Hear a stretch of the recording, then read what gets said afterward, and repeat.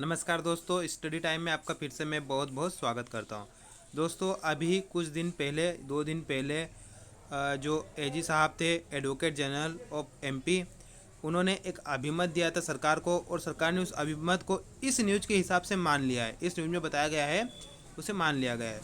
तो उस न्यूज़ अभिमत को मानने से क्या फ़र्क पड़ेगा? तो सिंपल सी बात है दोस्तों, कि देखिए, जो भर्तियाँ, जो केस जिन पर हाई कोर्ट में केस लगे हुए हैं, याचिकाएं लगी हुई है, वो भर्तियाँ पुरानी हो चुकी है।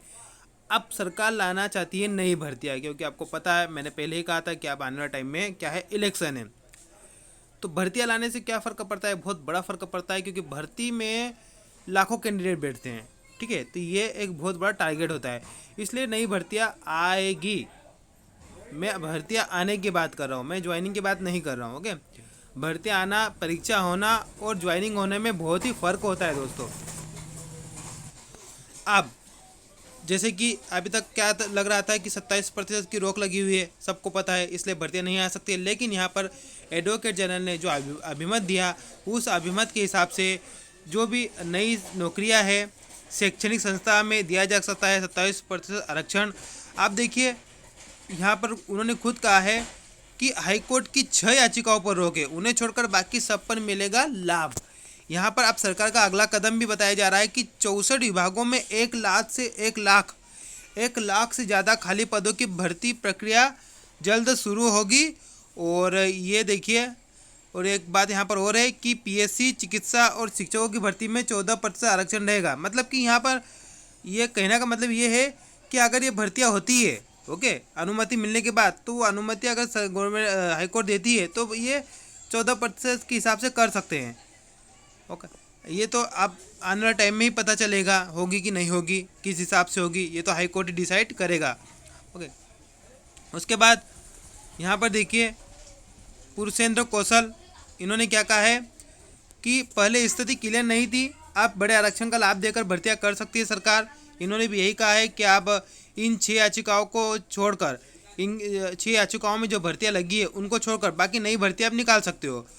और यहाँ पर अपर मुख्य सचिव है विनोद कुमार, उनका क्या कहना है? उन्होंने कहा है कि राज्य सरकार ने पिछड़ा वर्ग के आरक्षण के संबंध में अभिमत मांगा था, उस पर अधिवक्ता मध्य प्रदेश की ओर से स्थिति स्पष्ट कर दी गई है, जिसके अनुसार सरकारी नौकरियों और शैक्षणिक संस्थाओं में 27% आरक्षण दिया जा सकता है।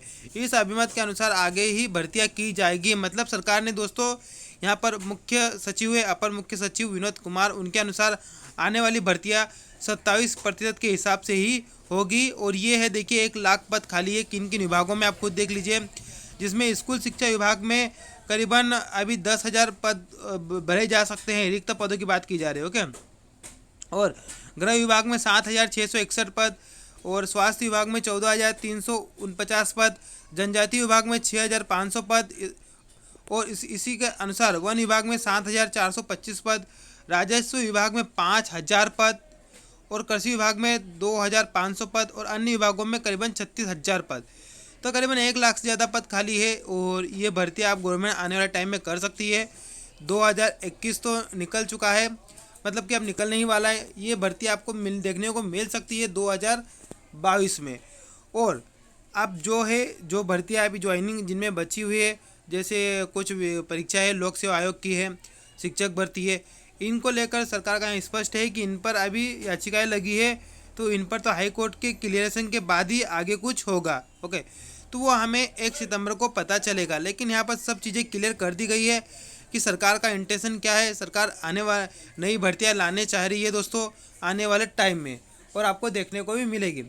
तो चलिए, मिलते हैं नेक्स्ट वीडियो में। आपका क्या कहना है इस बारे में, आप ज़रूर कमेंट करिए। यहाँ इस न्यूज़ से एक बात तो क्लियर है, सरकार नई भर्तियों को टारगेट करने वाली है जल्द ही और जल्द। ओके, धन्यवाद, थैंक यू।